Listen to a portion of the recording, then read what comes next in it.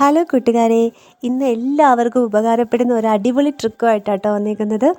അതായത് നമ്മുടെ കുത്തരിച്ചോറ് നമ്മൾ ഗ്യാസിൽ വെച്ച് വേവിക്കുമ്പോൾ നമുക്ക് ഒരുപാട് സമയമെടുക്കും, അതുപോലെ തന്നെ ഒരുപാട് ഗ്യാസും നഷ്ടമാകും.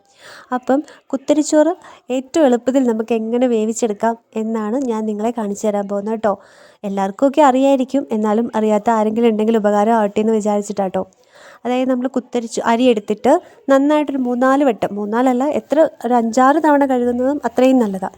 അപ്പം നന്നായിട്ട് കഴുകുക. കഴുകിയതിന് ശേഷം കുറച്ച് ചൂടുവെള്ളത്തിലൂടെ കഴുകണം കേട്ടോ. ലാസ്റ്റ് ഒരു തവണ നമ്മൾ ചൂടുവെള്ളത്തിൽ കഴുകണം. അതിനുവേണ്ടി കുറച്ച് ചൂടുവെള്ളമാണ് കേട്ടോ അടുപ്പിൽ വെച്ചിരിക്കുന്നത്.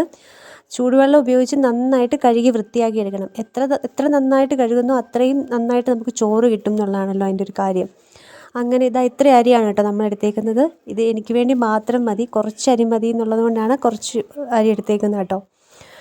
അത് ഞാനൊരു 3-4 വട്ടം പച്ചവെള്ളത്തിൽ കഴുകിയതാട്ടോ. എന്നാലും കണ്ടോ ഇതിൻ്റെ കളറ്. എന്നിട്ട് നമ്മൾ നന്നായിട്ട് ചൂടുവെള്ളത്തിൽ ഒരു 3-4 വട്ടം കഴുകിയെടുക്കണം കേട്ടോ. എല്ലാവർക്കും അറിയാവുന്ന കാര്യമാണ്, എന്നാലും ഒന്നുകൂടി പറയുന്നതേ ഉള്ളൂ കേട്ടോ. നന്നായിട്ട് കഴുകിയെടുത്തിട്ട് നമ്മൾ കുക്കറിലേക്ക് ഇടുകയാണ് കേട്ടോ ചെയ്യുന്നത്. കുക്കറിലേക്ക് മുഴുവൻ അരി ഇട്ടു. കുറച്ച് അരിയേ ഉള്ളൂ, കാരണം ഞാൻ പറഞ്ഞല്ലോ എനിക്ക് മാത്രം മതി കുത്തരി, ബാക്കി എല്ലാവരും വെള്ളയരി കഴിക്കുന്നത്. വെള്ളയരി ആകുമ്പോൾ പെട്ടെന്ന് വേവും. ഒന്ന് തിളച്ച് കഴിഞ്ഞ് അതിലേക്ക് അരി ഇട്ടാൽ തന്നെ പെട്ടെന്ന് വേവുമല്ലോ.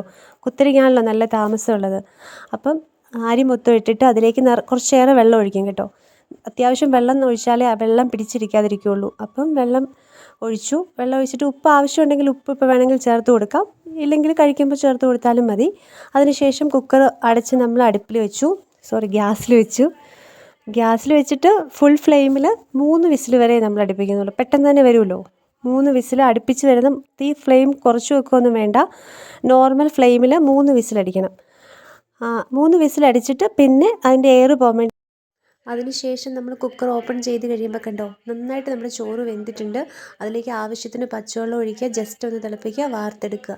ഇത് കണ്ടോ നമ്മുടെ ചോറ് എങ്ങനെ ഇരിക്കുന്നതെന്ന് നോക്കി. എന്തെങ്കിലും വെള്ളം പിടിച്ചിട്ടുണ്ടോ? അടിപൊളിയല്ലേ? ഒന്ന് ട്രൈ ചെയ്യണേ. Thank you.